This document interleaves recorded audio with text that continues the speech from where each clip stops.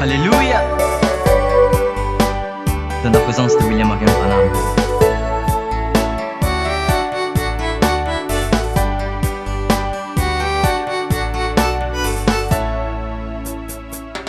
Dans ta présence, tout y est. Dans ta présence, tout y est. Dans ta présence, oh.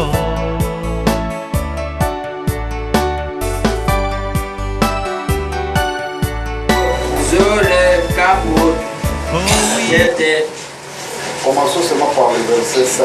À cause de cela même, Sango na ya faites ukutu tous vos efforts sasa bango bano nyonso pour joindre à votre foi sangisa na kimi nange nguvu à la vertu, na nguvu la science, mayela à la science, na mayela la tempérance, vibudulu à la tempérance, na vibudulu la patience, kuvingila à la patience, la piété, kuvingila bunzambi à la piété, na l'amour bunzambi fraternel, nzola ya kapangi à l'amour na fraternel, nzola kapangi la charité. nakusa mambo ya mbote Que Dieu bénisse sa parole. nzambi sakumo na pova nani benu vwanda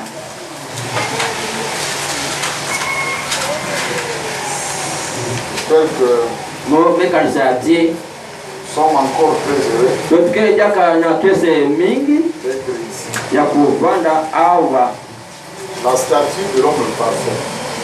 mbele mutu ya kuvwana penza Aujourd'hui, nous allons voir la troisième vertu, tukemona nguvu ya tatu la connaissance. nzayulu Amen. amen Faites tous vos efforts zala bagolo benu nyonso pour joindre à votre foi la vertu. sangisa na kimi nange nguvu Nous avons vu qu'il fallait commencer ya par la kufananga nouvelle naissance. kubana tena kubutuka diaka Et quand vous êtes né de nouveau, tangu ngemebola kutuka les autres choses là viennent. bimekaka mekwiza Ça va pousser au-dedans de vous. yake mena yawo mosi na kati Amen. La foi va pousser. kimino kemena La connaissance va pousser. zayulu peke kuza bima La vertu va pousser. nguvu peke kuza bima Et nous avons longuement parlé de la foi. tublaka na inda kimino Frère Branham dit que vous devez avoir foi en ce que vous êtes. Rwanda kimino na iya ngeke na Vous yawu êtes en train d'écouter ça aussi. tona kuwa souvent. yawu pe na Je répète cela ici. mefukira yawu La awa foi parfaite. na kimino ya Paragraphe kuvana 64. zina makumi sambano na iya Il avait la foi andifandaka na avec la kimino puissance. na nguvu 465. Comment l'avait-il? imsina andisaraka yawu Il a dit, antubaka je ne peux rien faire usaleke mamosi ve de moi-même. na mumosi Pourquoi? sabu na iki Parce qu'il avait confiance en ce andifanda qu'il na était. viana ina andifandaka Il avait confiance dans le andifandaka fait na kimino ti qu'il savait qu'il était la parole. andifandaka mpova ya nzambi Et il avait foi en andifandaka na kimino na nzambi Et il avait foi. andifandaka na kimino Pardon. Il avait foi en Dieu qui avait fait de lui la sasaka parole. yandi andifanda ndinga ya nzambi Il était Dieu. andifandaka nzambi La parole. ndinga ya nzambi Et elle était en lui. yafandaka kati na yandi Et cela lui donna la foi. epesaka yandi pe kimino Parce qu'il comprit sa andisabaka position. ti kitelemono nandu apa ndifandaka Nous devons comprendre notre position. sasulika sika betukele Vous devez comprendre qui vous êtes. konje zaba ngeke nani Amen. Comprendre sa position. usundika kitezo ya ngekele wapi kekele C'est très important. yake kunu Ngekenani. uza ube nani Alléluia. amen C'est cette position de notre position en Christ. temuno yina nakati na kristo Si tu es un fils de Dieu, kangeke mwana ya nzambi qu'est-ce que cela veut dire? ninyamemonisa Est-ce que ça veut dire un pleurnichard? mutu tilaka pamba pamba Jésus connaissait sa position. zabaka Branham connaissait sa position. Les apôtres connaissaient leur position. Même David connaissait sa position. Amen. Il savait que quand il sortait pour la guerre, il avait l'onction sur lui. Dieu avait mis l'onction sur lui pour détruire tous les Philistins. Et il savait que si je vais en guerre, je vais rentrer victorieux. Alléluia. Et toi, quelle est ta position? C'est d'être vaincu? Je ne sais pas. Mais ma position à moi, c'est celle du vainqueur. Alléluia. Amen.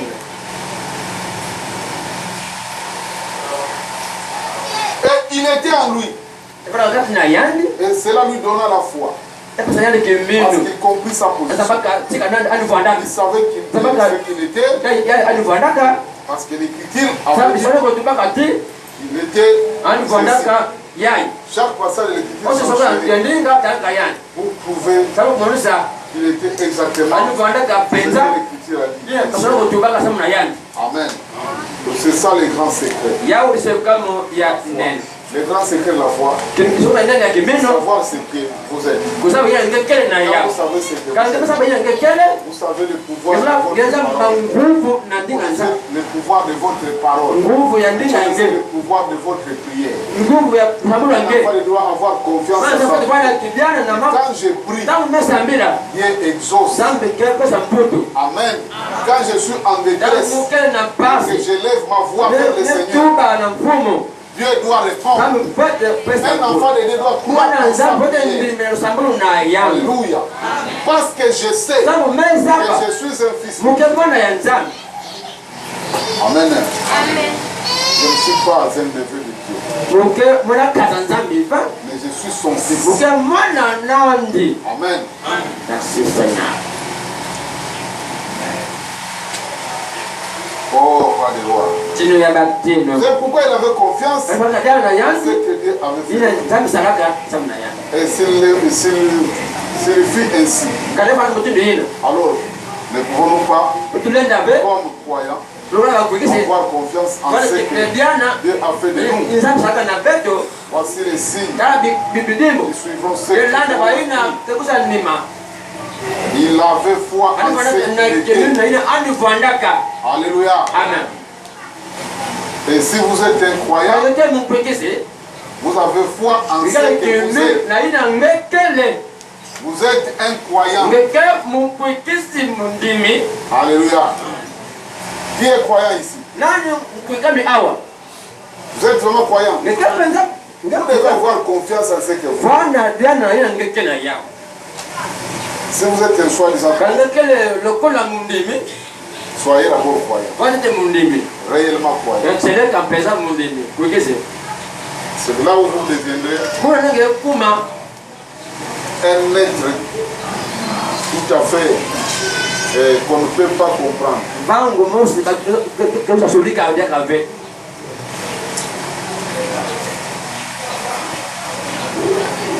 Après la foi, nous avons dit qu'elle peut rejoindre la vertu. C'est une force que les autres peuvent exploiter. Amen. Amen. La vertu doit sortir. Quand vous avez la foi entraîne la vertu. Et cette vertu, d'autres peuvent utiliser votre don. Amen. Les dons, c'est la faute, mais les autres l'utilisent. Les gens viennent se ressourcer. Alléluia. Les gens viennent tirer des forces que vous avez. Joindre à votre foi. C'est la force qui fait passer. C'est le passage qui fait que cela passe de moi. Amen. Amen. Et la vertu était sortie. Lorsqu'on toucha son corps. Amen. Tu peux utiliser la vertu de moi. De la vertu était sortie des apôtres. Lorsque les gens étaient couchés sans les il n'y avait pas d'écriture. Amen. Nous avons lu quelque part. Que depuis que les gens, je crois que c'était le vendredi qu'on a lu ça. Depuis que les gens avaient découvert que de Jésus sortait de la vertu, eh bien, il passait de temps en temps sur son ombre, touchait son vêtement, et les gens étaient guéris. Il faut que les gens exploitent la vertu qui est en nous. Amen. Il faut qu'ils exploitent ça dans la foi parfaite. Là où nous avons lu ça déjà.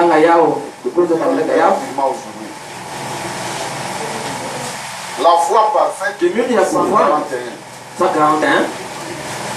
Par sa foi, dans sa parole, nous, il est vainqueur. Et nous pouvons tous vaincre. À la fois la mort, l'enfer, la tombe. Et nous savons que Dieu est Dieu. Et que par une foi parfaite, dans une parole de Dieu parfaite, il a vaincu tout ce qui entra en lui. La mort. La mort ne peut même pas se tenir à sa présence. La maladie ne pouvait pas tenir à sa présence. De lui couler des rivières de vertu. Alléluia. Cela coulait constamment. Alléluia. Les rivières de vertu coulaient constamment. La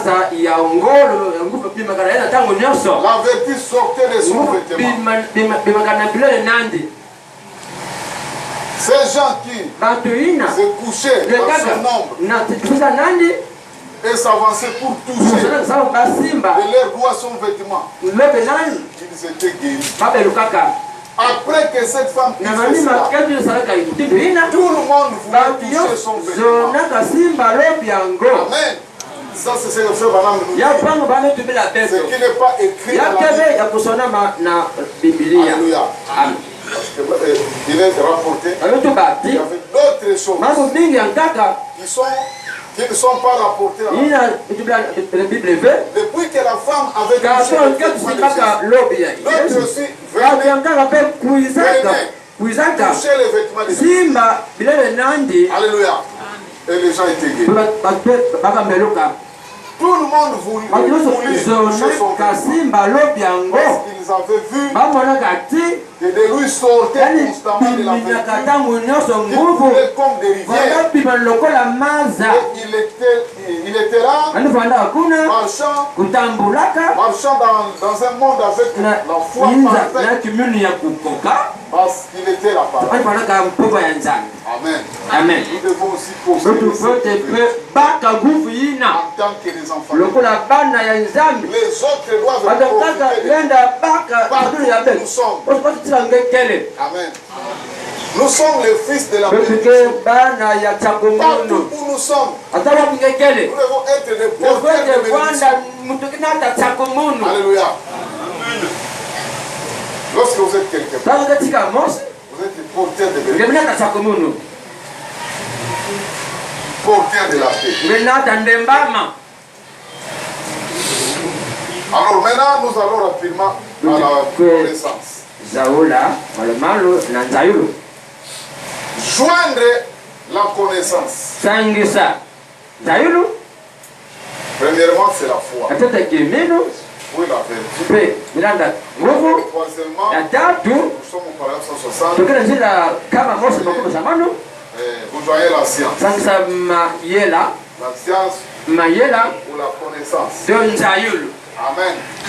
C'est cette troisième étape. Ya kutosha ya tatu. La connaissance. Nzayulu to mayela.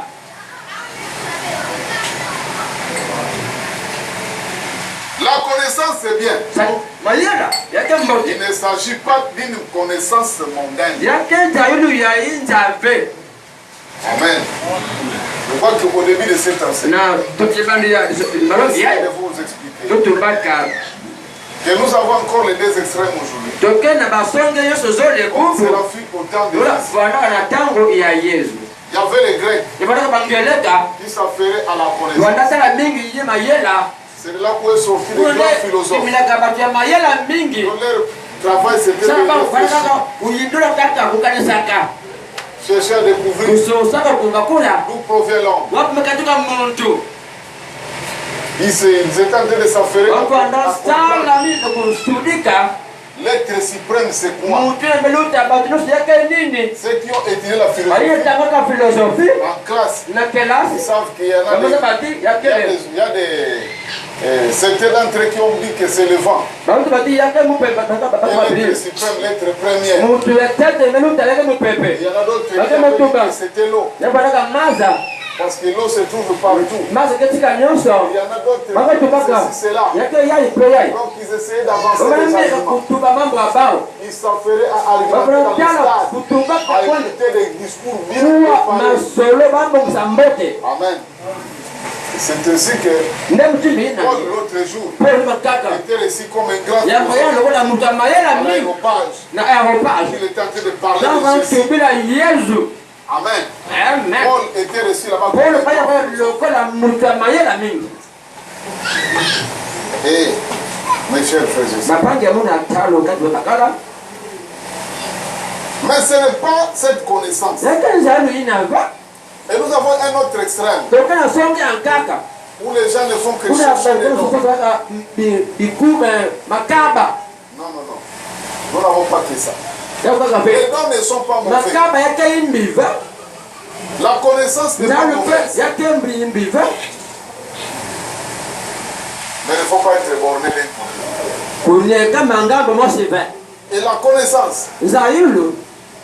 quand ça vous donne l'orgueil, Yame pesa ngailu yanu. ce n'est pas la bonne connaissance. Yake ya mbote La jakabe. vraie connaissance vous élève Nzayulu la ya puissance de mbote. Dieu. Metema na nguvu ya nzambe. Alléluia. C'est cette vraie connaissance. Yawe nzayulu ya kiseleka. Alors, fait par exemple, joignez la connaissance. Sasa nzayulu. Eh bien, il ne s'agit pas de la connaissance. Yake nzayulu ya inzave. Parce que ça, c'est la folie. Sambo yake kila ulai. Mais c'est d'une connaissance pour juger. Nzayulu samle kusambisa. Juger quoi? Kutula. Samsa Du nini. juste et du faux. Ya mbote penda yimbi. Amen. Alors, comme je parle de la connaissance, Samusiba yimbi ta nzayulu. faut vraiment dire Baba metuba. que la connaissance mondaine, Nzayulu ya inza. c'est le plus grand obstacle devant Dieu. Yake kakuenana pale ya nzambi. Amen. La connaissance mondaine, Nzayulu ya inza. c'est un plus grand obstacle devant Yake Dieu. kima nani mepesa mambo ya nzambe kwenda na twala. Dans le Dieu de cet âge, Nzambi ya tango ya paragraphe yimbi. 129. 129. La connaissance Nzayulu. et la civilisation Na ont rien bopenza. de commun. La connaissance Nzayulu. et la civilisation Na bopenza. n'ont rien de commun Ina avec yake le mboso vrai ya christianisme. kukoka na Bukristo. Nina Kieleka. Lina kieleka. Amen. Ils n'ont rien de commun. Bakike mboso kukoka na ve. Amen. La civilisation Bopenza. et le vrai christianisme n'ont Na absolument bukuki ya rien de kieleka commun. ya kebe bakoka na kota marabosi ve. La civilisation vient de la Bopenza connaissance. kutoka na Nzayulu. Ça, nous le savons tous. Tumesema yao nyuso. Et la connaissance Nzayulu est venue de l'Éden. mekatoka na Eden. Cela a été démontré Ya babu saka yao. parce qu'il est Sambo qu'il a prêché en Éden. lo saka na Eden. Et la connaissance Nzayulu a produit la mort. mekuta lufwa. Donc la connaissance produit la mort. Nzayulu mekuta Pas lufwa. vrai? Mekuna Pas vrai? Tout ce que nous avons. isto kana yao. La science que nous avons, maye tuona yao ça produit la mort. yamekuta lufa. Amen. Amen. Hier, un petit enfant en 5e année, Mwana mosi tote na 5e. en 7e année, Ah, na 7e. m'a posé une question Kisa pertinente. mwana ki mosi ya mbota. Vu sa petite capacité, Kutaka mama ina ndina kele j'ai kele. compris que c'était un problème avec sa religion. Yake jambo na sababu nande musa abaka yao. Je n'ai pas voulu l'embrouiller. Kuzoga pe kutumisa mwana yina. Je n'ai pas voulu les troubler. Kuzoga pe kufuzo yitu nandi. Tout dépend de Dieu. Matala nusu ndabe ina ndosala. Mais moi là, j'agissais en tant que pédagogue. Saka lokola En ndangisi tant mpenza. que pasteur, c'est au malade. Lola nteke kwa mekola prof. Amen. Amen. J'entre. Nakota. Elle est venue, une petite fillette. Market mosi ya. Monsieur. Butamont. Dans la Bible, on a écrit que Kuzo yeti. il faut pas manger les animaux. Kuti ya bikulu ve. Parce que Sambo. dans les années de là-bas, Na Eden kuna Adam et Ève, Adam na Ewa. ils se nourrissaient des fruits. Kama kuda bambuma. Mais tuer les animaux, maintenant manger les animaux. Kuwa kuti ya bikulu ya Je vous assure, frère, je n'avais pas de mots. mbana dela kutuba ve. Parce que maintenant, je sais que c'est Zabati. un enseignement qui Yake ni longa fait kuna dans na son kuna. église. Na libundo nandi. Je lui dis, c'est bon, en tout cas, Mtu baka bo. bon. Laissons d'abord, Bete dika tete. parce que souvent, dans le salle Mimi d'église, na quand kala on va tando kota na halijo. on peut perdre même l'air. Ngile kali sina On kabe. va aller plus enseigner. Ngile kali sina kabe. Kama kama anisa. Parce que vous allez commencer à l'expliquer. Ngile bando kupesa Et ni quand on kutuba va na. discuter, Bakati finalement, kupanda ça kuzonza. devient un débat de Ndio kuna religion. kuzonza prof na bana class. Et je lui ai dit, bon, Kutuba kana yani ti. en tout cas, je n'ai pas de réponse à te donner. Ngokana mputa kupesa ngeve. Mais, quelque part, moi je dis ça. Je comprends qu'il y ait des gens là, peut-être ces gens-là qui ne mangent pas des gens. Alaki mta papi ngeve kwa. La vie de Dieu aujourd'hui, tout est sanctifié par la parole, Ndio sasa na ndinga zambi. par la parole et par la prière. Na ndinga zambi pepe Manger sambo. tout ce qui se vend au marché. Ata kuta yini kana zando. Amen. Mais s'il faut remonter à l'origine, Kana kukwenda dako kuna tonono. c'est la civilisation Yake bompenza qui nous a menés de manger na des tabeto nakudia bima yina. bambis. Bambisi. Amen. Parce que Sambo. nous serons l'histoire. Na lisolo kutoa On dit que bila. la civilisation a commencé Bompenza avec le feu. bandaka na Il y tia. a un prof d'histoire ici. Il y a pas un prof d'histoire. Mais on dirait que c'est comme nous enseignons en classe. C'est vous les enfants. C'est pas ça. La civilisation a commencé avec le feu. Bompenza bandaka na tia. Amen. Donc l'homme a découvert le feu, Mutu baba kuna tia.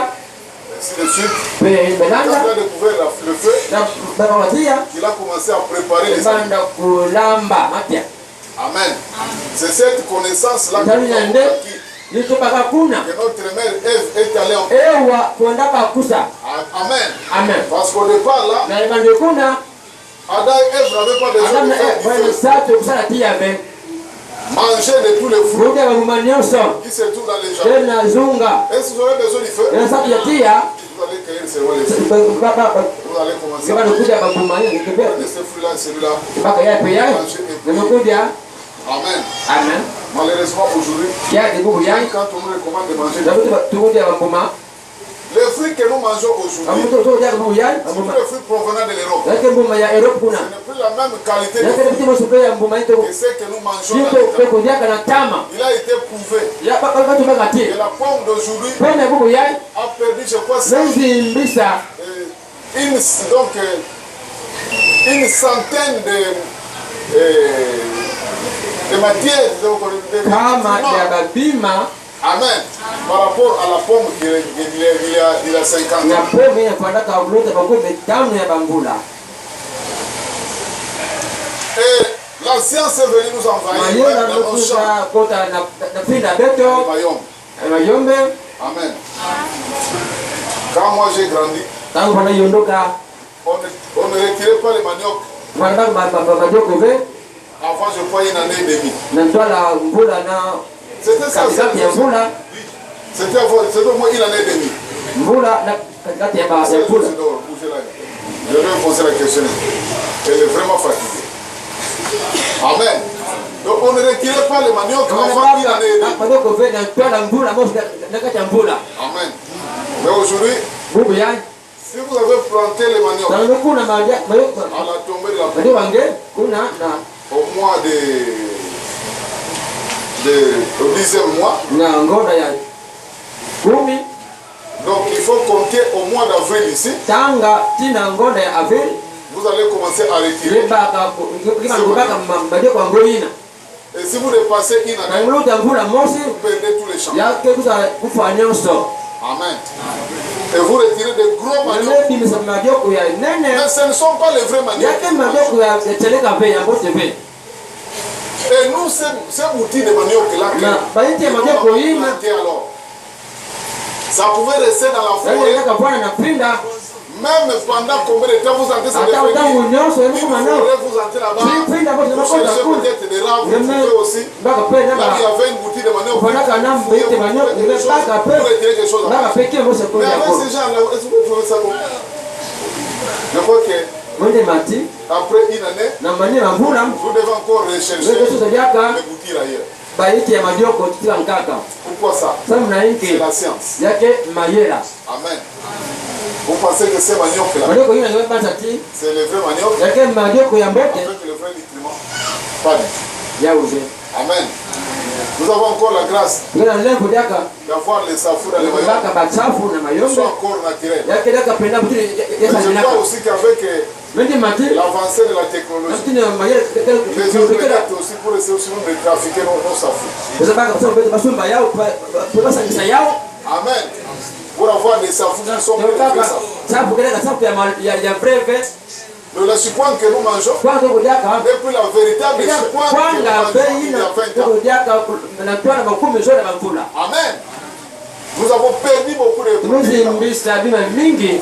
Conséquence, un tas de maladies. Amen.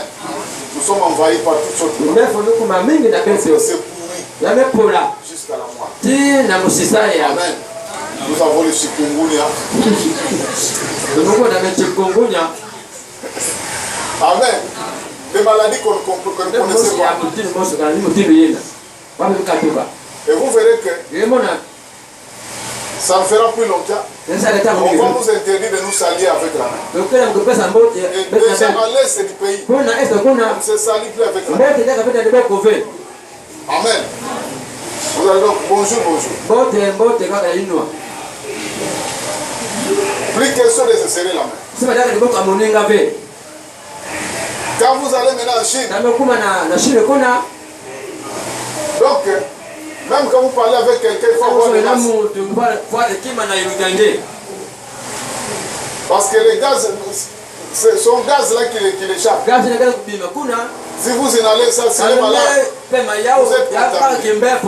Nous allons dans quel mois? Et ce sont des choses produites par ces méchants.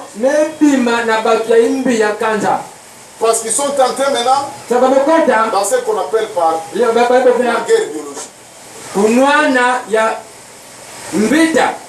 Nous sommes déjà dans la guerre biologique. Il y a Bimbevo. Amen. On disait que le virus Ebola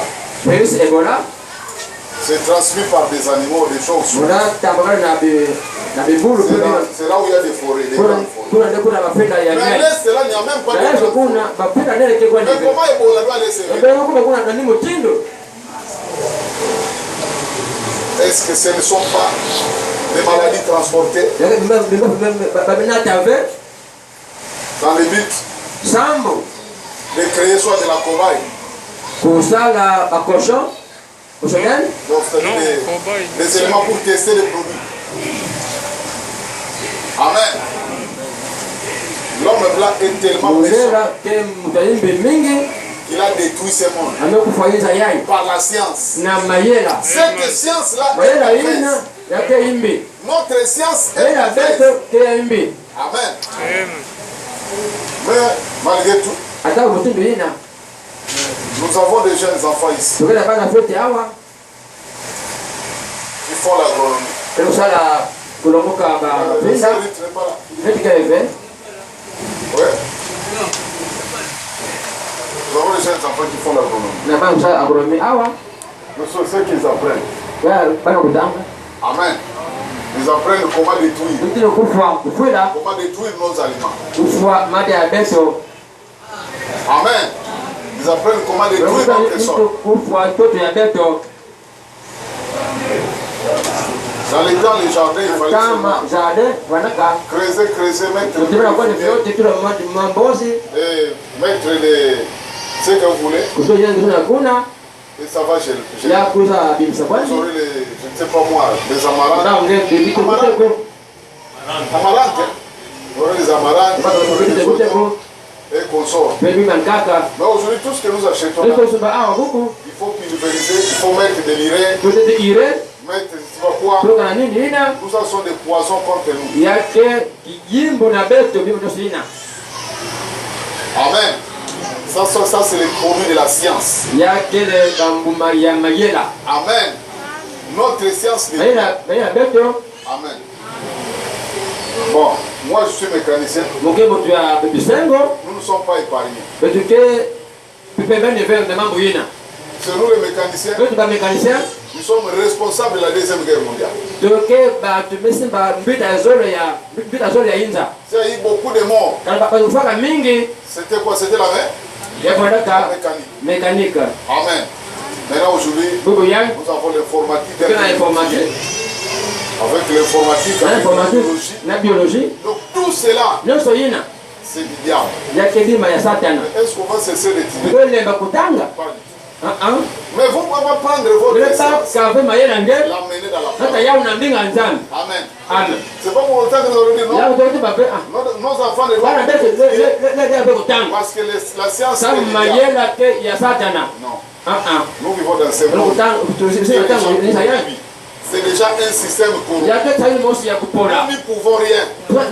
Saka ke mosi be. Certains péchés, nous sommes coupables. Yake tumekwila. Nous sommes coupables d'une manière Ya involontaire. mtije kuzona ve. C'est pourquoi ce n'est que Ya par wini. grâce Yake que lebo nous kaka. sommes sauvés. Tumepuluswa. Mais sinon, tous Sino kana ont fe. péché et sont privés de la Tumemuka gloire. pe ba nkembo zambe be. Alléluia. C'est par grâce. Na level na yani.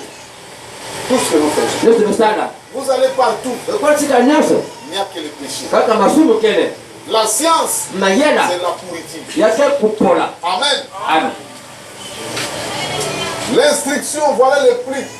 Permettez-moi. La civilisation et la connaissance. Kupenza nanza hilo. La connaissance est venue de l'Éden. Tayari kutoka na Eden. Donc tout ce que nous faisons Ndio là, tunasala ça awa. vient de l'Éden. Ya kule ya mkatoka na Eden. Dieu voulait nous laisser dans Kama nani l'ignorance. kabete kuzaba ve. Cette civilisation-là d'ignorance. Kupenza ina ya kuzaba mambo. Alléluia. Amen.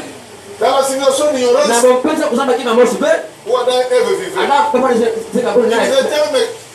ils étaient Bapanda. incapables Na makoki be. de découvrir qu'ils Sema étaient. ti baba na lever. Amen. Amen. Ils ne savaient même Sasa pas qu'ils baba étaient. baba ndaka ulumbu. Et maintenant, quand nous montons dans la Kama science de la foi, tumekwenda na mayele ya kimini. nous oublions toute la Tumesema science. nyosi na kale Quand mayela. nous montons dans la Kama foi, mokota na kimini. Alléluia, Nakuma. nous devons faire tomber toute la science. Tukisema mayela Nous nyosi. devons faire tomber toute la connaissance. Salu nyoso. Alléluia. Amen.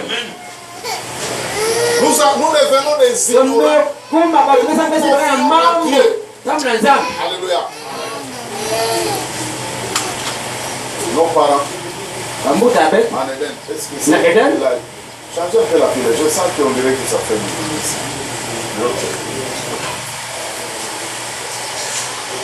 Donc, l'ignorance. Sankosaba. Mais ne dites pas, oh non, Tuba voilà. be. Ah. Vous savez, Bemesaba. la civilisation c'est le diable. Kumpeza kima basatana. Oh non, ça ne sert à rien d'étudier. Utanga daka kwele be funu ve. Nous vivons dans ce monde Wewe usina na Israeli. où nous devons travailler. Befo de sala. Et pour travailler, Kama nous ngosala. avons besoin de cette connaissance. Sapi ya nzailu Mais en yina. aucun cas, nous allons prendre cette connaissance Lokaba nzailu yina be. pour les mêler dans la parole. Sasa yao unaandika nzani. Quand nous entrons les choses, Sababu kwanza mambo kipewe. nous laissons tomber du sol. Tumekuisa mambo angaka. Amen. Il y a un terme là. Lakini kwa kubaga que la Bible utilise. Si je vais retrouver ça. Ah voilà. Nous renversons les raisonnements. Alléluia. Quand nous entrons dans la foi, nous renversons les raisonnements. Notre raisonnement. Notre raisonnement est en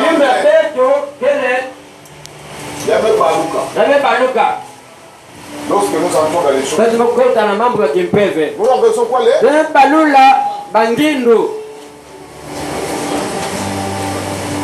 Vous savez, certaines choses,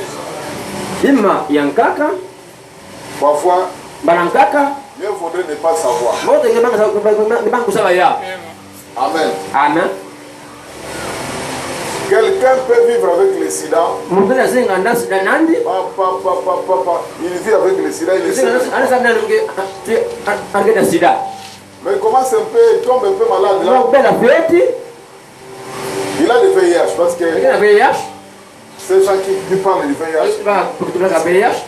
Il y a le VIH, donc et il y a le sida. Le sida, c'est l'état de la maladie. Le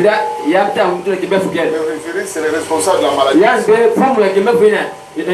Ou avant le VIH, il se peut qu'il tombe un peu malade, un peu de grippe, on l'examine. Le médecin peut lui dire, bon, est-ce que tu veux te faire dépister? Parce qu'aujourd'hui c'est devenu volontaire. Oh oui, je veux faire parce que tel que tu es de voir, on la dépiste, on trouve finalement que non maman, ou bien papa, après avoir des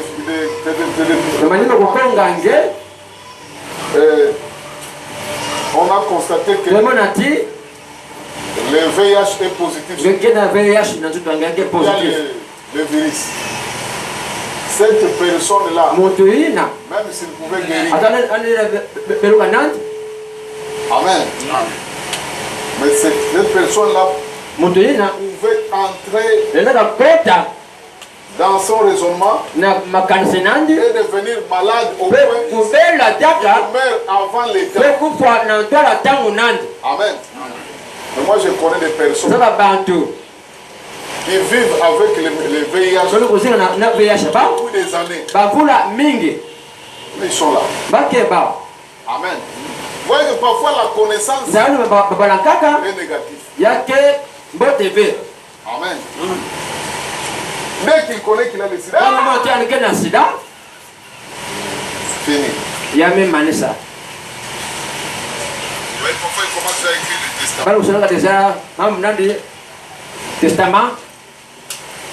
Donc, c'est-à-dire, parcelle qui se trouve à tel endroit. Donc, c'est pour tel enfant. Ça, vous allez débrouiller avec ceci. Parce qu'à l'hôpital, on m'a déjà détecté que je suis séropositif. J'avais encore des lumières. Qu'est-ce qui ne va pas? Ajustez un peu où le soir. Donc, c'est ça.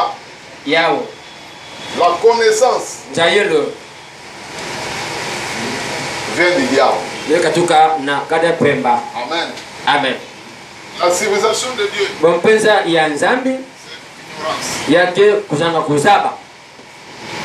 l'ignorance. l'ignorance avec la foi. Et pourquoi quand nous venons à Dieu, nous renversons les raisonnements. Ce n'est pas avec la connaissance. Ils disent, qu'est-ce qui a produit la mort dans les années d'Éden?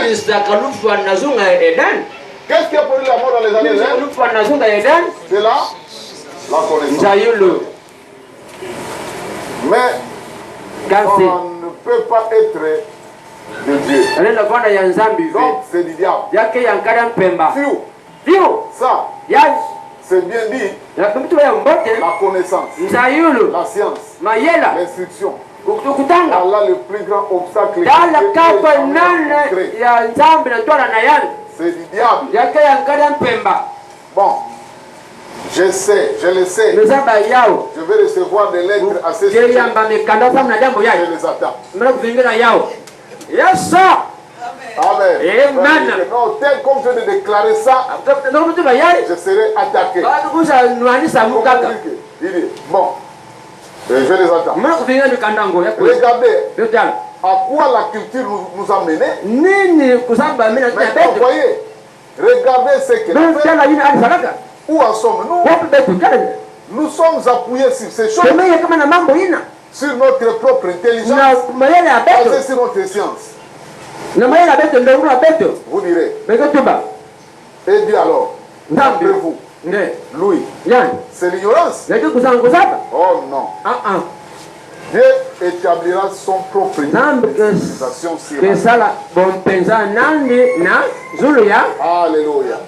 Et c'est aujourd'hui, mes frères. yake buku yayi Ce n'est bapange pas à attendre. yake kuvingira Dieu ve est venu avec le nouveau royaume, ukuzina kitindi ya avec sa impa nouvelle civilisation. na bompenza nandi ya impa Amen. amen Et moi, munu parce que dans chaque civilisation, na kosa bompenza il y a des enseignants yake na milongi qui viennent pour enseigner cette civilisation. batangisa bompenza Moi, yango je suis hii un enseignant dans cette nouvelle civilisation. milongi na bompenza ya impa yayi Alléluia. Dieu établira son propre type de civilisation. nzambe sur la terre. kesala bompenza nandi ya impa Quand il prendra, tangu andikebaka quand il la prendra sous son contrôle, andikebaka na kifumu nandi ceci est le monde de Satan. yayi kele yinza yankada mpemba Celui qui est de Dieu. yina kele ya nzambi En ce moment, na tango yina pardon, celui qui est le Dieu en ce moment, yina kele nzambi na tango yayi le monde là avec la civilisation, yinza yina bompenza c'est yina le monde de Satan. yake yinza C'est le yankada Dieu de ce mpemba monde. C'est pourquoi tout ce que nous faisons là, lokosala awa dans ce monde, na yinza yayi c'est pourri. yake ya kupola Amen. amen C'est lui qui est le Dieu de ce monde. yina kele nzambi ya yinza yayi En ce moment. na tango yayi Sa connaissance nzali mondaine, nandi de sa connaissance mondaine, nzali ya yinza mais Dieu nzambi établira tetula son propre type de civilisation. bompenza nandi Ça ne sera pas une civilisation. yakevanda bompenza ve lokola bubu Non, celle-là sera conforme à sa parole yakulu timosi na pova na yandi et son dessein. pe makanisi na Là yandi où nous avons une autre connaissance. pepele nzalu ya kaka Amen. Et dans notre civilisation, na bompenza ya beto nous avons aussi des docteurs toke là-bas. pe na milongi ya beto Alléluia.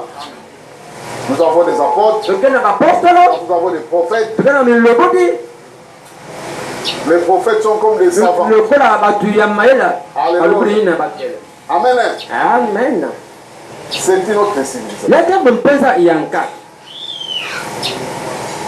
En effet, na mutundu yina le Dieu du présent âge mauvais nzambi ya mondo ya imbi sera détruit. kekuza Et son batukuva royaume avec lui. nekitino yande na yandi mosi Mais nous devons joindre la connaissance. batusangisa Amen. nzayulu Pas la connaissance mondaine. talu ya inza ve Prenons un peu les 161. 162. Joindre la connaissance. sangisa mayela On remonte d'abord. Je crois qu'on n'a pas terminé bien ici. La connaissance pour juger. nasaba na Juger le juste et le faux. kupona ya imbi na ya mbote Amen. Amen. amen La science là que nous avons, nzali tolo kusala yani ça nous aide à juger basi betoyiswa ya kutala ya mbote na ya imbi selon les bases scientifiques. mutino ya toke na yao ya ndongola betu Amen. Et la science de Dieu aussi nzayulu ya nzambi pe nous aide à juger le nasaba juste et le faux.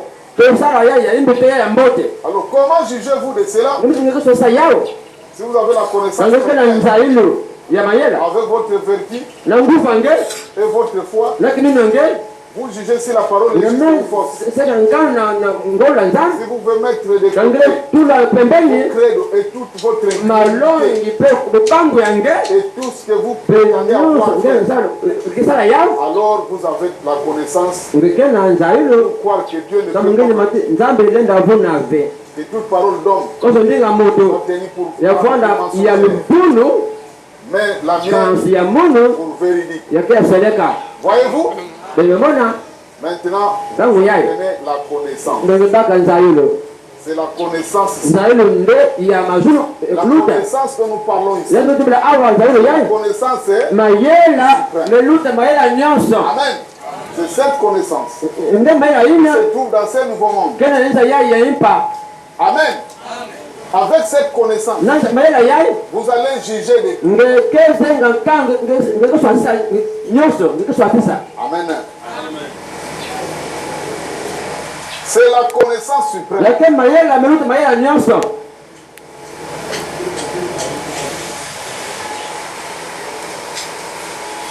Vous n'avez pas besoin d'avoir esa tuve ya kubaka 4 diplômes universitaires. maprovu ya hizo nkanda ya Quand nous bamuta arrivons à cette sorte sasa de connaissance, mekuma na nzalo yayi Amen. amen Vous n'avez pas besoin konsa tuve d'avoir 4 kubaka diplômes maprovu universitaires. ya universite Mais vous avez besoin de quoi? konsa nini Du Saint-Esprit. ya mpepe ya longo Amen. amen Vous n'avez besoin que du konsa kubaka Saint-Esprit. ya mpepe ya longo Pas de diplôme universitaire. maprovu ya universite va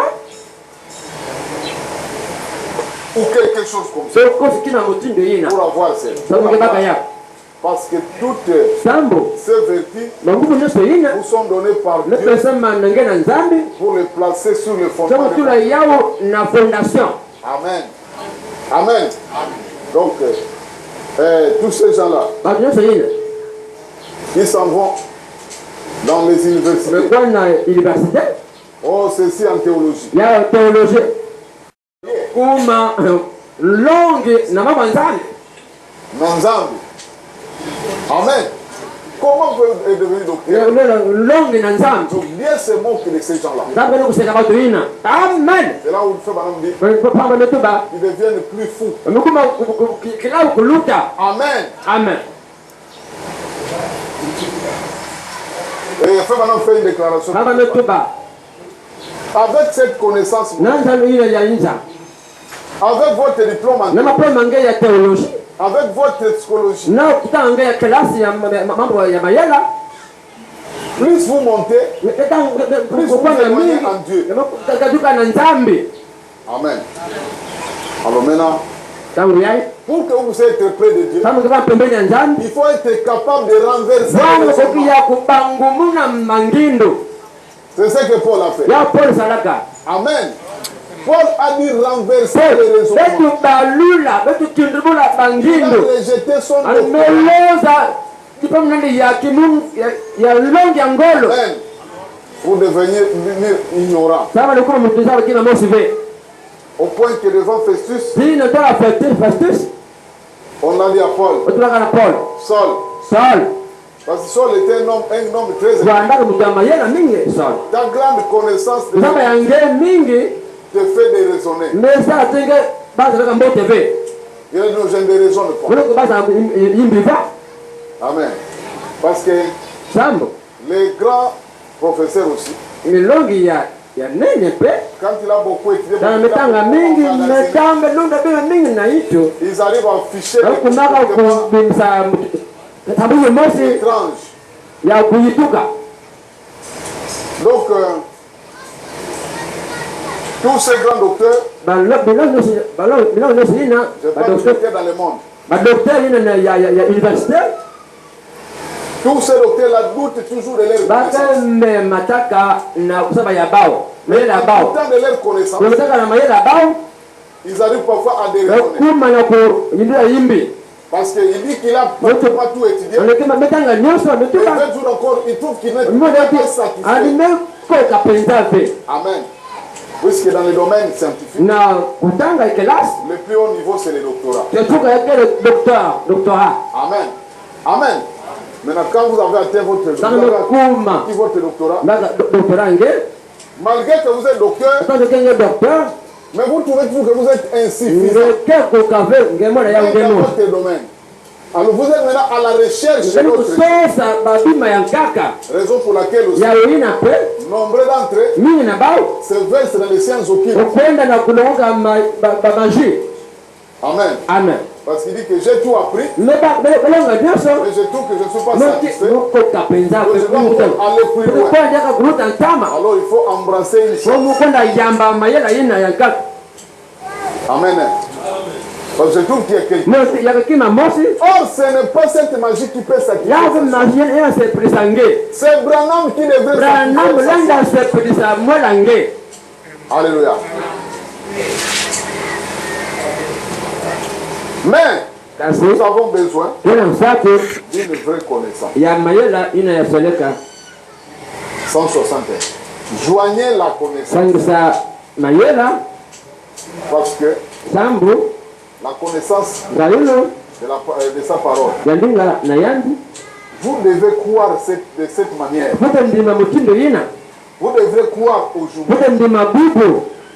et accepter que le temps des miracles, la vraie connaissance, alléluia, vous ramène dans les églises, vous ramène à croire que le temps des miracles est passé. Amen. Amen. Comme hier, nous avons vu un miracle. Frère Abraham, lui. Alléluia. Donc la vraie connaissance, c'est ça. J'aime cette connaissance qui vous élève au point de faire des miracles. Amen. Parce que pourquoi les gens vont à l'université? Pourquoi nous allons étudier? C'est pour acquérir des connaissances. Quand nous avons ces connaissances, c'est pour arriver à produire. C'est pour les faire quoi? Amen. Quand nous prenons un enfant à l'ITP, nous l'enseignons la mécanique. Moi je l'ai et non, je vous enseigne. Je vous montre la connaissance du petit blanc en Europe. Pour fabriquer les avions, fabriquer les bateaux, c'est seulement ici. Avec ces machines. Souvent les enfants trouvent que c'est comme si je fais un peu la comédie. Mais il y a maintenant un enfant que nous avons pris là-bas comme professeur, qui était notre élève. Quand il a commencé à voir, nous sommes en train d'adapter des pièces. Il a été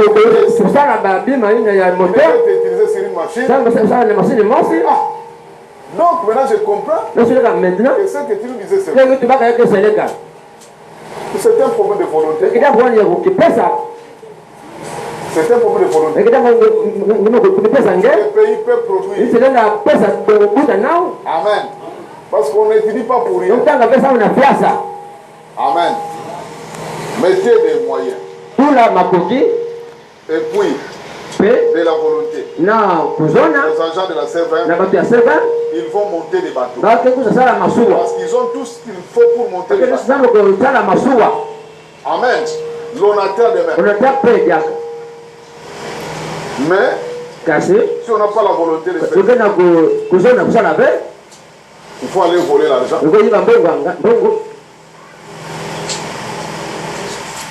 Oh, roi des rois. La connaissance, c'est pour faire quelque chose. Et la connaissance de Dieu, ça doit vous amener à agir. Ça doit vous amener dans l'orgueil. Amen. Et puis, donc on dit que celui qui est grand ne s'enfle pas d'orgueil. Celui qui est réellement grand s'humilie. Amen. Généralement, les grands hommes sont simples. Même dans leur habillement. Nous allons prendre l'exemple de J'ai déjà appris cela plusieurs fois. Baba mingi bakaya. Les épaules qui étaient là. Pela vanda au na bema. Les autres achetaient des téléphones à ce moment-là. Le téléphone ya kama ibosi badola. Et ainsi de suite. Et lui avait juste un petit téléphone. yani kaka ya pete kufanana na yao kwa téléphone. Amen. Amen. Tu ne coûtais pas tellement cher. Bana mbongo mingi ve. Les gens me disaient patron. Patron. Vous êtes patron. Il était patron, Vous pouvez pas avoir un petit téléphone. téléphone ya na téléphone avec. Il dit bon. Nous ba bon. Toi tu peux avoir ton grand téléphone. Là téléphone ya nene ngeyo. Tu as combien d'unités à l'intérieur? Il te dit qu'on te na carte. Téléphone ngeyo. Amen. Mais moi avec ça, Nous na yai kwani. je ne sais pas combien d'unités j'ai. Il te dit qu'on te quoi. Et si j'appelle en Europe. Quand même en Europe. Alléluia. Mais ce sont les hommes inutiles. Batu ya pamba kwandi. Vous le verrez. Ukimona yani. Vous pouvez marcher avec les tablettes. Na téléphone nene ndio kwa fenuko. Non. Marcher fièrement avec des tablettes. Utambula tira na téléphone nene. C'est pour impressionner. Samna kubangisa bantu. Impressionner les femmes. Bangisa bakento. Amen. Amen. Parce que la femme voit cette Parce que le monde qui m'a dit nene. elle a monté d'abord. Oh, c'était nul. Il y a quelqu'un qui m'a suivi. Tout naïe. Il s'en dit. Combien d'unités ça pour nous? Il faut pas quoi? Zéro. Fais ça. Amen. Je ne dis pas que c'est mauvais d'avoir un téléphone, mais généralement les grands hommes sont c'est lui qui est grand. Il ne s'enorgueillit pas. Même avec sa petite connaissance. C'est lui qui connaît beaucoup. Il n'est pas orgueilleux. Mais il est prêt à aider les autres. Alléluia. Et une vraie connaissance ne nuit pas. Une vraie connaissance ne nuit pas. Alléluia. Vous allez me parler d'une connaissance à la parole qui va vous amener. Tu vas amener le passé à la parole. C'est une connaissance pervertie. Amen. Alléluia. Une connaissance parce que je crois William Branham, Dieu m'a tout pardonné. J'ai ma divinité. Un frère qui commence à faire c'est une fausse connaissance. Alléluia. Ça devient une connaissance pervertie. Une vraie connaissance va vous amener à être comme Branham. Vous parlez de la statue de l'homme parfait. Voici le modèle. Amen. Donc, nous sommes là en train d'être moulés. Façonnés. Le moule, c'est lui. Lui n'a jamais eu deux femmes à la fois. Il a toujours eu une. Amen. Connaissez-vous une époque où Branham a eu deux femmes à la fois? Alors, d'où vient cette connaissance? Ça vient de l'enfer. Une connaissance qui va vous faire haïr votre frère. Parce que lui prie seulement le jeudi. C'est une fausse connaissance. Branham ne peut pas vous donner cette connaissance. Vous allez aimer ces frères-là. Ils prient seulement le jeudi. Ils prient seulement le mercredi. Ils prient le lundi. Amen. Vous allez les considérer comme votre frère. Amen. Oh non. Parce que vous priez le dimanche, donc vous êtes perdu. Vous n'êtes pas nos frères. Une fausse connaissance. Une connaissance pervertie. Oh, roi des rois. La connaissance. La vraie. une connaissance qui accomplit les mayela choses. ukuzaba mambo Le temps des miracles n'est pas passé. kumbe tambi kumbe La connaissance de Dieu nzambi ya nzambi vous dit que le temps des yotubati miracles n'est pas tango ya passé. bikumu yayufeka ve Amen. amen La connaissance pour savoir mayesa mzaba ce que Dieu a dit. ina nzambi tubaka Ce que Dieu a dit, ina nzambi tubaka Dieu peut aussi nalenda l'accomplir. pepo kisa yao Alléluia. amen Abraham croyait abamudemaga yao quand il avait 100 ans, kandi fanaka bakama il ne bavula pas par un crédit ani mmetaka na bango de la promesse de Dieu. ya tena ya nzambi Regardez combien ces Bata paroles ikwa paraissaient na kutoka faraka lokola ya imbi Abraham a dit renverser les Abraham raisons. balulaka bangindo Parce que la science médicale de son époque, bayele tangu la nani science médicale de son époque, tangu kimukanya tangu nani démontrait que sa femme était kubaka arrivée à la ménopause. kumaka na tangu kunya Et qu'il kafe ne pouvait plus avoir wakati kafe kubaka mwana renversons les raisons. bati balula bangindo Même si la science ata médicale mayele ya kimunganga kutuka jambo mosi que tu as une maladie ngekana kimbefo dont la science ne trouve pas de mayele solution, kaba de mputu wena yao tu riras au nez. ngekaseka na mbungi ya munganga ina Alléluia. amen. Oh roi des rois. Merci Seigneur. Nous renversons les raisons. C'est cette connaissance-là que nous avons avoir. Et cette connaissance des effets. Parce que la connaissance du monde, nous enseignons nos enfants, c'est pour qu'ils appliquent, pour qu'ils fabriquent des choses. Amen. Amen. Nous amenons l'enfant à la télé. Nous confectionnons une chemise. C'est ça, nous lui donnons une connaissance. Et la connaissance de Dieu, ça va vous amener à faire des choses dans le domaine spirituel, des choses palpables. Là, nous disons que tu as cette. Mais on est qu'il a été posé. Mais il ne sait rien faire. Même la roue d'une moto, nous avons dit que tu as une connaissance, tu as un diplôme vie. Vrai ou faux? Nous avons besoin de la vraie connaissance pour accomplir des choses. La science médicale démontrait qu'Abraham peut avoir d'enfants. Abraham a renversé. Il a pris la vraie connaissance. Parce que Dieu est capable. Sans cette vraie connaissance, Dieu est capable d'accomplir ce qu'il a dit. Dieu m'a dit, j'aurai un fils. Je le crois. Il a commencé à acheter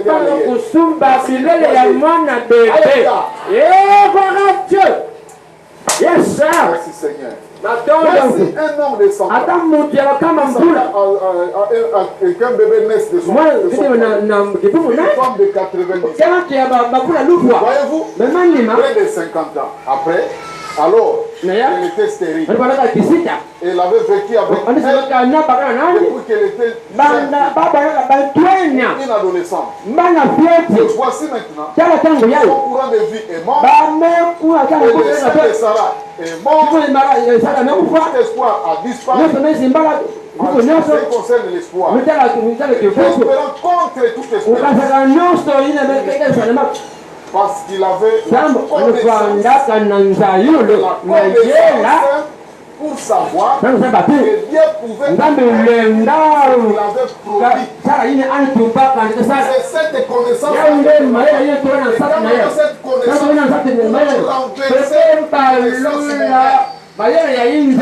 Alléluia.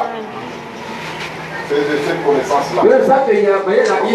Ah, cet enseignement est tellement joindre cette connaissance. Mais quand vous l'avez,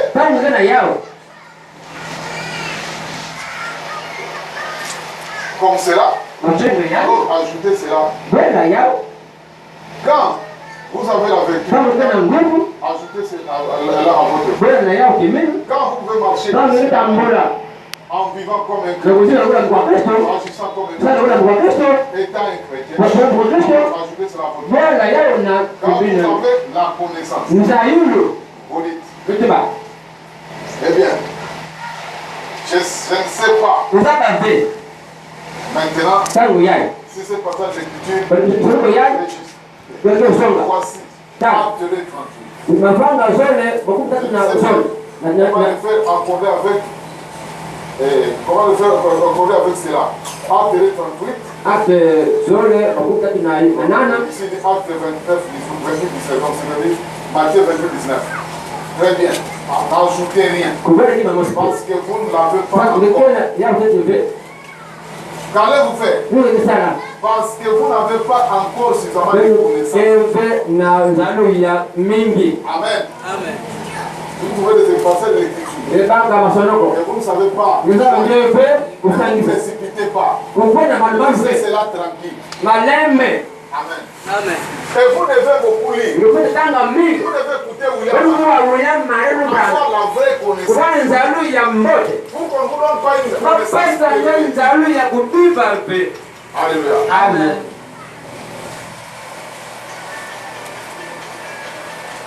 Mais dites rien à ceci. Il y a des choses que vous comprenez pas. Voyez-vous, laissez cela tranquille. Mais quand vous pouvez voir que les gens sont contradictoires, ici il faut avoir ma distance. La naissance partie. Mais ici il dit, il est né par l'homme et la femme. Qu'est-ce que cela veut dire? Il faut attendre. Il faut s'attendre à Dieu. Amen. Je pense que c'est n'ajoutez pas encore.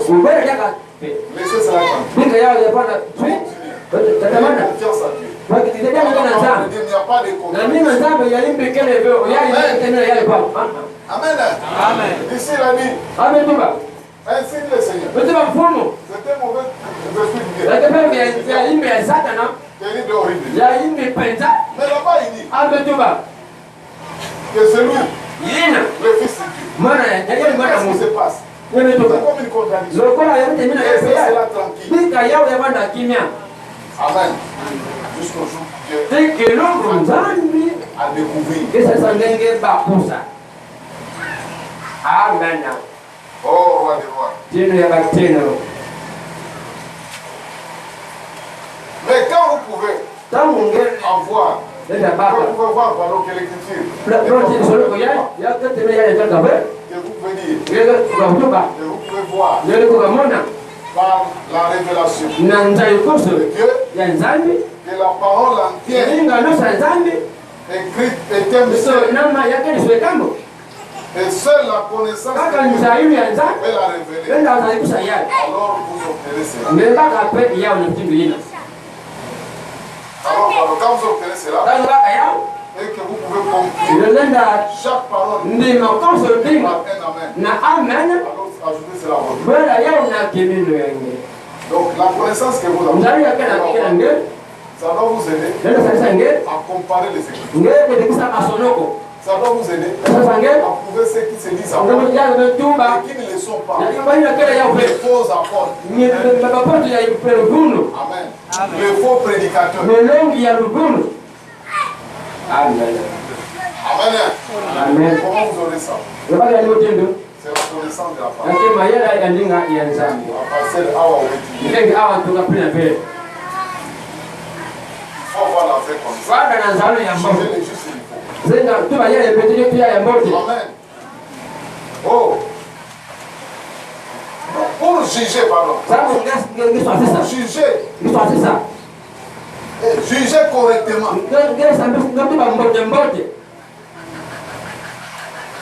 La connaissance, c'est pour juger comme. Juger si c'est juste. Aujourd'hui, il y a des gens qui n'ont plus besoin de la vraie connaissance. Ils ont besoin seulement d'écouter ce que leur pasteur dit. Amen. Ce n'est pas juste. Nous avons besoin de qu'est-ce que Dieu dit. Amen. Ce n'est pas ce que les pasteurs disent. Mais qu'est-ce que Frère Branham dit? Amen. Si je vous dis quelque chose, qui n'est pas tout à fait juste. Quem é você não Parce que pensa? le frère Branham dit, Eu vou falar vous n'êtes nisso. pas obligé de me croire. C'est pourquoi aujourd'hui, le message est à la fois de tout le monde. Le message est démocratique. Amen. Mais nous, les prédicateurs, nous voulons lier les gens à nous. Nous ne voulons pas les amener à Branham. Nous voulons les lier à nous-mêmes. Il y a des pasteurs qui aujourd'hui ils ligotent tellement qu'ils sont presque des dieux. Et même ces membres de l'église, ils sont poussés même à abandonner leur famille. Amen. Comme si tout c'est seulement. Nous devons aimer tout le monde. Nous devons être unis bien sûr. Mais nous avons des devoirs envers nos familles. Amen. Amen. Nous n'avons pas choisi de naître dans ces familles-là. Il y en a parmi nous dans ces familles. Les gens ont souffert peut-être de croissance. Amen. Amen. Et parce que vous êtes devenus croyants, vous devez les oublier. C'est ça. Vous serez maudits. Malgré que vous dites que Branham est Dieu. Vous serez maudits. Amen. La Bible dit, honore ton père et ta mère. Heureux, vivre longtemps sur la terre. C'est une écriture. Comme le frère Jean qui est là avec sa vieille maman. Comme la maman qui a souffert pour elle. Parce qu'elle est devenue vieille. On veut l'intoxiquer.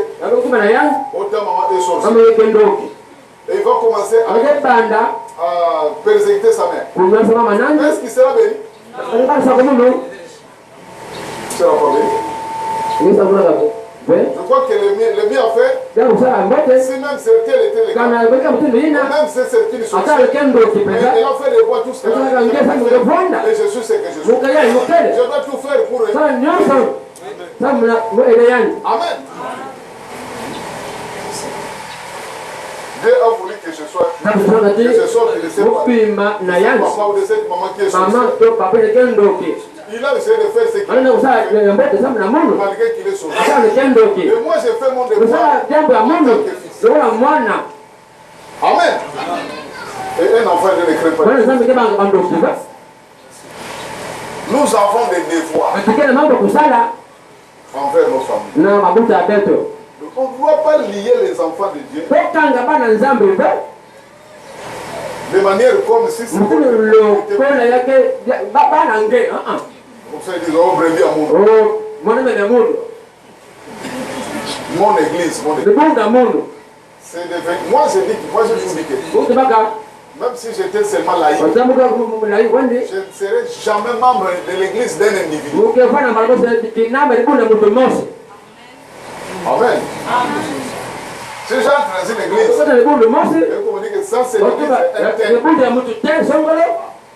Papa, je peux fréquenter ton église, je ne serai jamais membre de l'église d'un individu. C'est vous que vous commencez une église. Laissez cette église à Dieu. Amen. C'est l'église de Branham. Ce n'est pas mon église. Donc aujourd'hui, il y a des églises qui sont juste comme des échoppes, des propriétés privées. Amen. Et puis on vous dit clairement, ici c'est mon église. Tu veux chercher des problèmes, tu vas créer la terre. Mais ça c'est l'église de Dieu. N'importe qui peut faire J'ai toujours dit, même la personne qui a elle peut croire au et d'aimer devenir pasteur. Devenir pasteur ici. Amen. Pas mon église, bonne église. C'est l'église de Dieu. Alléluia. Amen. Donc nous devons avoir la connaissance. Juger les justes du faux. Juger si c'est juste ou faux. De servir un credo ou de servir Dieu. Juger si c'est juste ou faux. Pour moi d'être nouveau ou de rejoindre alors vous commencez. Juger correctement. Vraie connaissance permet de juger correctement. Nous sommes des croyants, mais nous ne sommes pas des fanatiques. Amen. C'est cette vraie connaissance qui fait de vous un vrai croyant et non pas un fanatique. Alléluia. Parce qu'un fanatique accepte bêtement des choses. Alléluia. Peu importe comment cela se passe. Comme c'est un tel qui a besoin. Donc c'est la vérité. Même si vous lui lisez ce que vous faites, le pasteur n'a pas encore prêché ça. Ça va, c'est bon. Allez de l'avant. Alléluia. Dieu te donne la vraie connaissance. La vraie connaissance, c'est le message. Les frères Branham. Jugez correctement. Dans le prédicateur, le temps des miracles est passé. La Bible déclare Jésus-Christ est le meilleur. Maintenant, qu'allez-vous croire? Allez-vous croire? Vous allez croire la Bible au prédicateur? Faut qu'on pose la question. La Bible est le prédicateur. Biblia.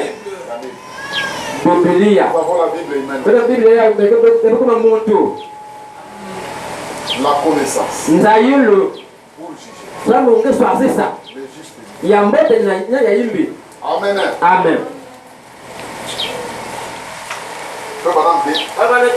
Que cette connaissance, il y avait les Éphésiens.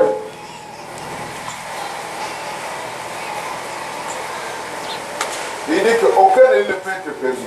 Moi, je lis dans Exposé page 323. Si vous doutez encore, Dieu demandez à Dieu de vous remplir, de vous conduire par son esprit.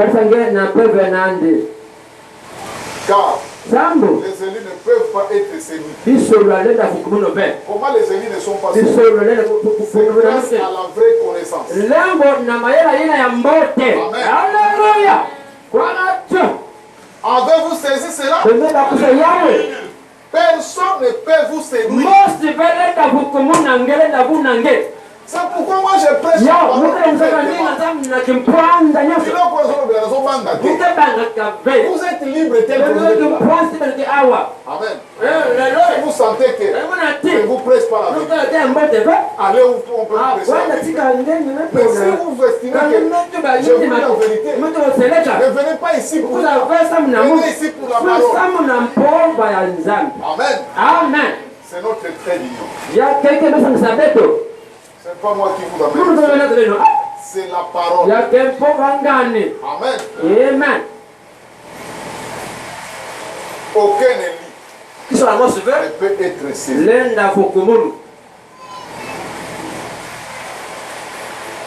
Personne ne peut vous séduire. Paul même, s'il avait été la meilleure, n'aurait pas pu séduire. Alléluia. Amen. Celui des fesses. Celui des élites, pardon. Du premier âge. Donc, le premier âge, celui des fesses. ne pouvait pas être séduits. Car ils éprouvaient les faux apôtres et les prophètes et les tenaient pour menteurs. Parfois, les prédicateurs, nous venons avec notre grande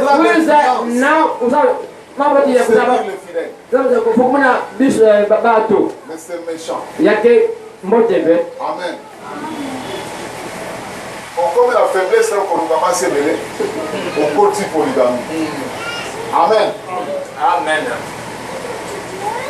Nous voulons adapter la parole à notre justification. Ou parfois les gens, de fausses connaissances, parfois que nous, parce que nous voulons s'y passer, pour que les gens voient que moi, je suis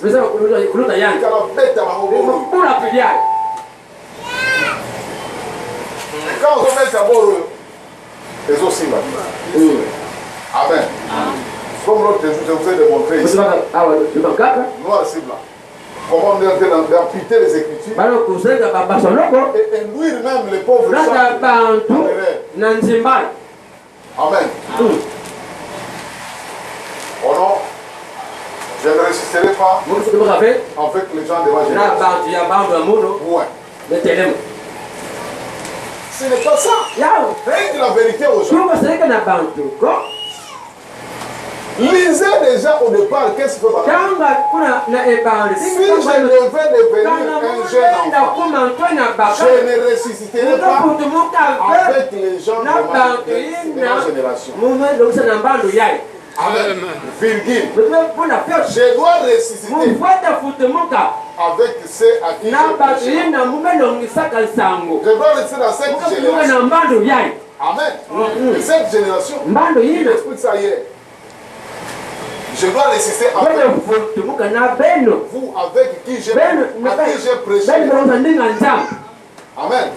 Maintenant, quelqu'un prend ce décret. Ça devait tourner. On compose des chansons.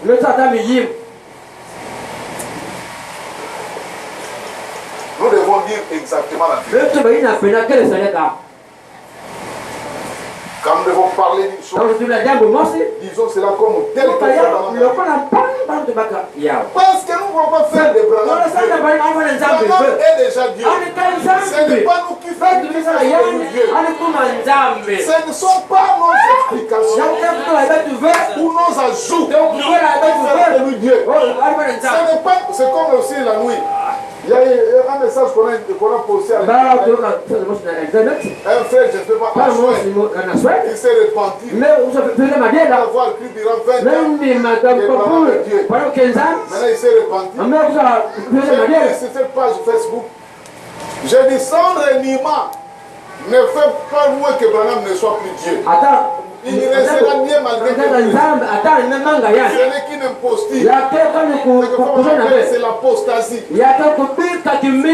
Amen. Et j'ai lancé là une écriture. Parce que quelqu'un renie. Moi, ça ne me fait pas peur. Même si vous tous ici, vous reniez Branham. Amen. Amen. Parce que je sais qui il est. Il y a une écriture là que j'ai dit. Laissez-moi un peu chercher ça. Merci Seigneur. Seigneur. C'est très important. Parce que vous rencontrerez toujours des gens qui vont vous déboussoler. Amen. Amen. Ou bien vous comptez sur un grand monsieur. Et que ces grands messieurs là abandonnent. Nous en avons l'expérience dans cette église. Nous avions un grand monsieur qui nous avait une grande considération. Mais il nous a trahis. Il nous a trahis. Mais on sa bête. Et qu'est-ce que ça fait? Nous avons continué notre monde. Donc on lui a dit papa. Il a choisi d'être toi-même. Ça va. Ça va. Continue ton chemin Bwana nzena nge. avec ceux qui veulent te Na bene sana kwa nange. Et nous sommes venus Beti na commencer kula cette banda église. de bundu yai au. Parce que notre foi Sambo kibina ne bebe. reposait pas sur un Na homme. mena mundu mosi ba. Et nous avons dit que Sasa cette na église, de bundu yai. c'est l'église de Dieu. Na de bundu nzambi ya moyo. Une chaise en plus. Kiti mosi kubelama. Amen. Là où le glorieux Saint-Esprit Kuna pepe ya longo ya nene. doit être assis. Fote vwanda. Il faut la place du Saint-Esprit. Sika ya lo fote vwanda au. Amen. Et je sais que ma lumière baisse. Kesa mwotele kupita. Je viens déjà de dépasser le cap de Meluka 50 ans. deja matanga mosi ya mingi. Je viens déjà de dépasser le cap de 50 ans. Meluka deja Et makumi tano ya l'espérance mbona. de vie baisse. Kuzo mwotele kupita. Quand on est déjà au-delà de ça. Sasa kuma kunuta 50 ans. Peu importe, vous pouvez Ntanga fe. espérer. Bele kapikana. Amen. Amen. Je ne sais pas Musaba fe. quand est-ce que je vais partir, Mwona ni kilumbu. mais continuez toujours avec cette Sasa lemba fe kwa na mambo yai. Amen. Kwa longo yai. Nous avons combattu et nous Ndio combattons maana kwa tunga ndia kama na yao. cette idéologie. Sama na Et mangimu. ceci reste toujours Yakuwa nataka l'église de Dieu. de bundu ya Que nzambi. ça ne soit jamais l'église Yakuwa na de Dieu. vile bundu ya mtu mosi. Amen. Quelqu'un qui viendra avec des grands Ndio awa na mambo ya nene. essayer de vous dominer. Sama ku yeye ndio na beno. Propriété. Non. Ce n'est pas ce que nous avons fait. Yao fe tena safi. Amen. Yao. Si un homme nous déçoit, Kama mtu mwenye usabeki. un homme abandonne, Mtu mwenye kula. qui qu'il soit, Anifanya nani? qu'il soit évêque, Anifanya ulonga na nini? prêtre, Ape nani? nous nous restons avec lui. Ukivana kaka na brana. Ukitikana na yani. Alors cet homme-là, Mtu ina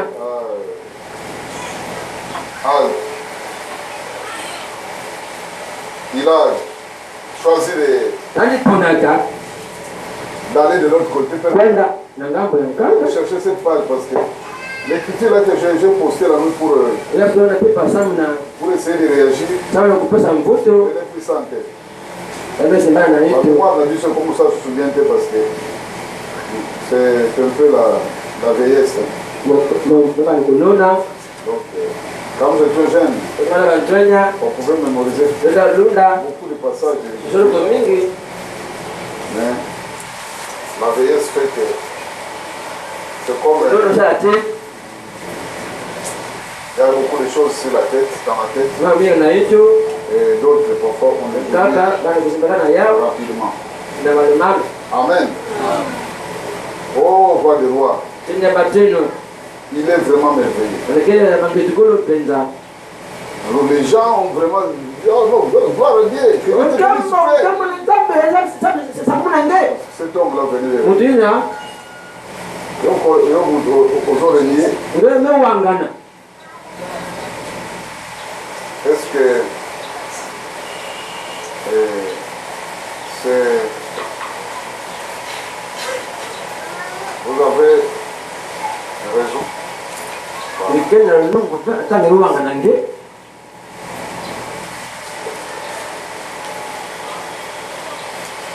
On a publié la photo de cet homme Wamepesa foto ya mtawali na sawa na Facebook. qui venait de régner. Mais même à temps régner, Atange mewangana. nyonso wana ekosalema côté. Parce que les enfants de Dieu Bana continuent à nzambe croire. yeye katana kundi makaka. Amena. Toi, Ah ouais. tu vas aller à ton lieu. Kwa tika nge. Amen. Amen. Nous, Beto. nous resterons avec Kibikana kaka. la vraie parole. Na ndinga ya sereka. Il y a le point de la place. Kwenda nge tika nge. Alléluia. Amen.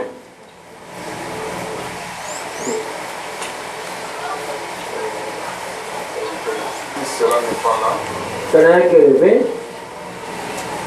je passe meluta. pour ne pas perdre le temps. Samu tango ya luta pamba ve. Hein, c'est grave, c'est regrettable. Yake le kiadi. Les gens sont en train de l'encourager. Bantu kena tukatia to kwenda twala. Ok, je suis là. Je suis là. Merci Seigneur. Ok. J'ai lu dans kaka na allons-y. Cette prédication-ci. longe yayi L'accusation. kufunda Paragraphe 255. zila kama Et le Saint-Esprit aujourd'hui, penda longo bubu ce n'est pas une troisième personne. ese mutu atatu va Amen. emana C'est Dieu lui-même nzambe yani qui mose manifesté dans la chair. nomanika na musuni ya muntu Alléluia. Par le sang de na Jésus-Christ, nzela menga yesu kristo qu'il sanctifie mesapso luzingu mosi afin qu'il puisse se refléter andi monika et que puisse se refléter. andi Amen. monika na yandi Et il crucifie cette même parole manifestée. banda na kutoka ndinga limemonika Vous diaka comprenez? Il crucifie encore cette même parole. kulusu ndinga limebola monika Ça veut dire Amen. noti baamena La crucifixion de Christ aujourd'hui, livando kitoko yayi c'est que les gens bantu ni le Fils de Dieu lelo kuwangana mwana ya nzambe memona kati ya bantu Alléluia. Par les choses qui témoignent de lui. ya mita kimbangi na yandi Et donc, ils avaient dit, ebatuka kati donc il avait dit qu'elle se produirait aujourd'hui. yake monika na Par sa bubu ya parole. na nzela ndinga na C'est ça yandi la crucifixion. yao kubada na ikulusu Donc, ah les gens qui renient batani Branham, kuwangana brana ils sont simplement en train de bali crucifier. kukoma enda ikulusu Amen. haleluya haleluya Si vous avez crucifié, kama tumepanda ile ikulusu je dis, c'est de l'apostasie. yake kuwangana kiminu Toutefois, Branham reste Branham le grand Dieu kekaka créateur. nzambi mbesi Son reniement ne change pas la yekokanga chose. pale yabalokila mosi ve Alléluia. ikwadu Voilà, c'est ce que pas dans la Suède. swali C'est de la foutaise. yake mambo ya Pour vous les jeunes, hein, kupura bino bilenge vous pensez aller en Europe. bobasokela na mbila Dans pembe la vie, papa. Partout dans la vie. bisomokomo pe ezali Amen. amen Au Congo aussi, même c'est ape na kongo ata bapasi tozobika taka vrai ou faux? emana Il y a aussi des gens qui réalisent des grandes choses.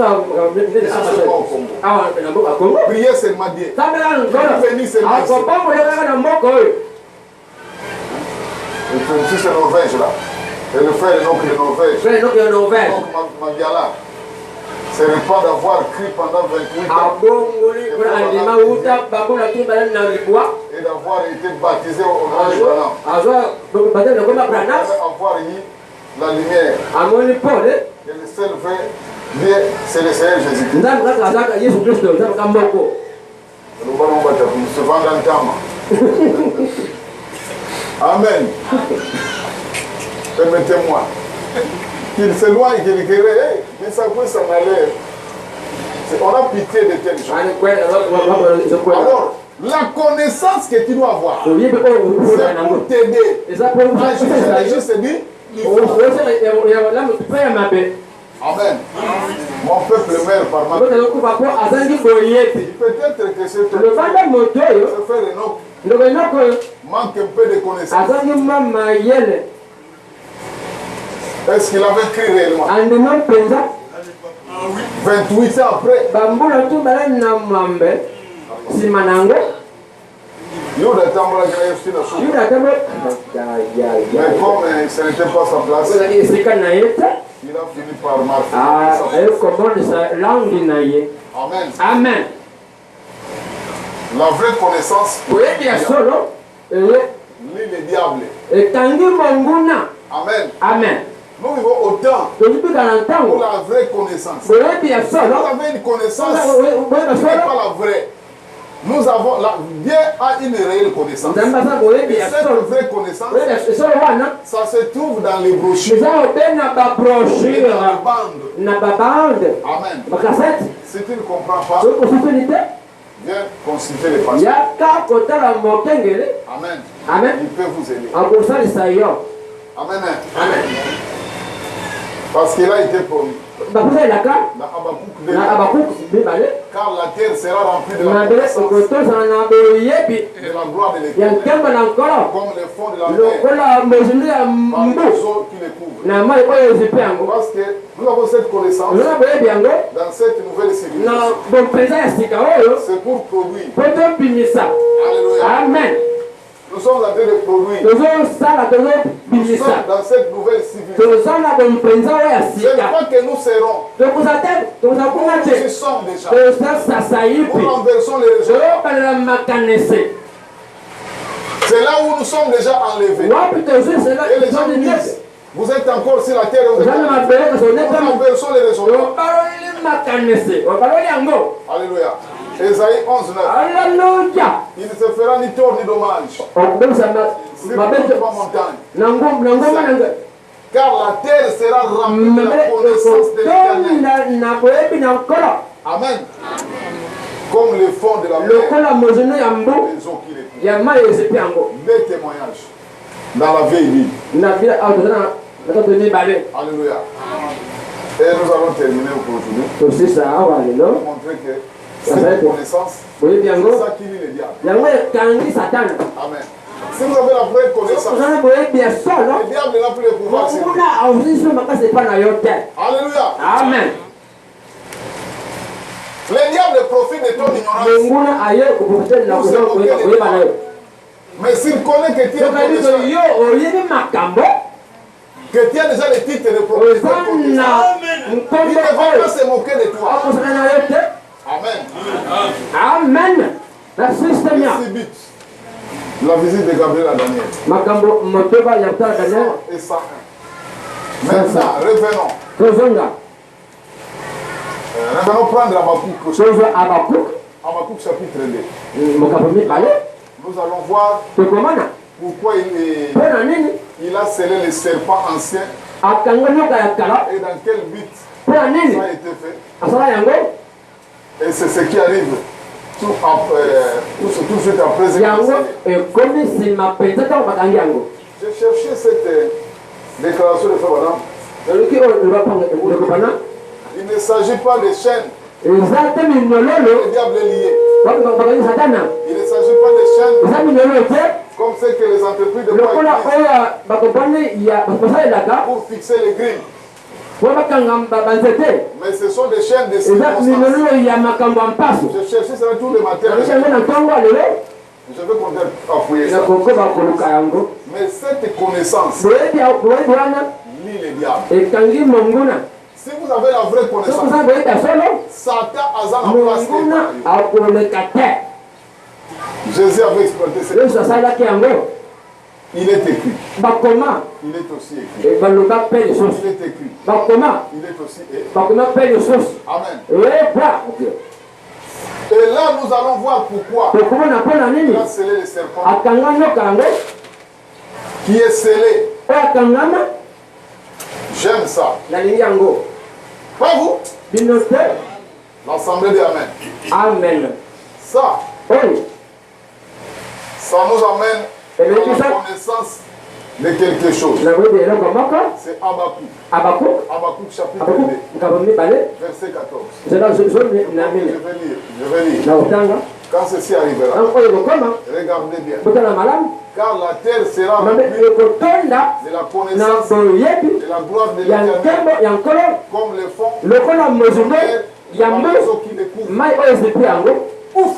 ufa Oh là là! olala Frère Branham me tape deux fois abeti malamu dans mibale maboko na ye fu autrement dit, balobi lisusu boye quand l'ennemi aura été, ntango monguna bakokanga ye ça sera la fin du péché. ezala suka ya lisumu Amen.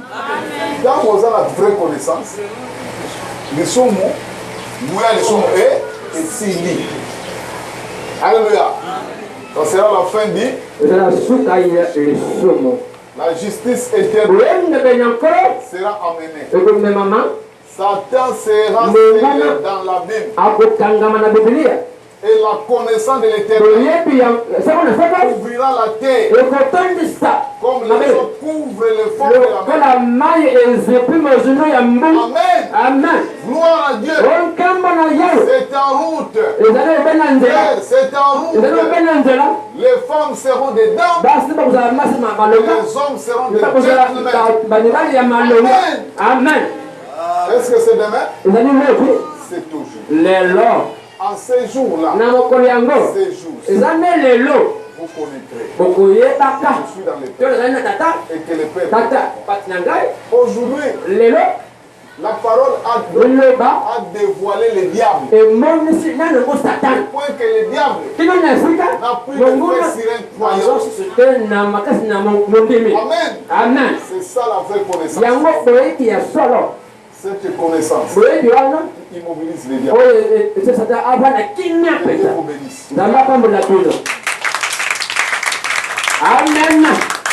Merci Seigneur. Gloire à Dieu. Tellement. J'attends la venue du glorieux, quand jour des milléniums, quand notre Seigneur viendra pour chercher son épouse. Et mon cœur est rempli de ravissement comme je veille tout. Car notre Seigneur est revenu ici. Alléluia. Notre Seigneur est revenu ici. Il est déjà revenu. Notre Seigneur est revenu ici. Satan est lié pour mille ans, nous sommes impuissants. Car notre Seigneur est revenu ici. Alléluia. Oui, notre Seigneur est revenu ici. Oui, notre Seigneur est revenu ici. Satan est lié. Satan est lié pour mille ans, nous sommes mis dans Dieu. Ah, notre Seigneur est revenu ici. Alléluia. Amen. Les raisons et tout, c'est la consolation. Le diable est lié par les chaînes de circonstances. Parce que nous avons la vraie connaissance. La vraie connaissance, c'est ce qui vous amène à croire que le temps des miracles n'est pas passé. Vous devez croire au miracle. Vous devez croire à un Dieu vivant qui agit. Oh, merci Seigneur. Mon cœur est dans la joie. Mon cœur est plein de joie. Je suis l'enfant de Dieu. Canal et j'ai les points. Moi, je sais qu'il est venu pour moi. Il a brisé les sceaux. Je suis l'enfant de Dieu. Oh, alléluia. Mes péchés sont effacés. Invite à moi. Je lui appartiens.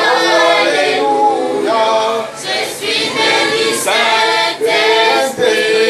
Je suis l'enfant de Dieu. Alléluia. Alléluia. Mes péchés sont effacés. Invite à moi.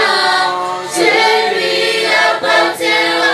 Alléluia. Je suis béni, Saint-Esprit. Je suis l'enfant de Dieu. Tous les liens du passé ont été déliés. Rien ne me tient prisonnier. Quelle merveilleuse liberté. Je suis attaché. Je suis l'enfant de Dieu. Alléluia. Alléluia. Mes péchés sont effacés. Invite à moi. Je lui appartiens. Alléluia. Je suis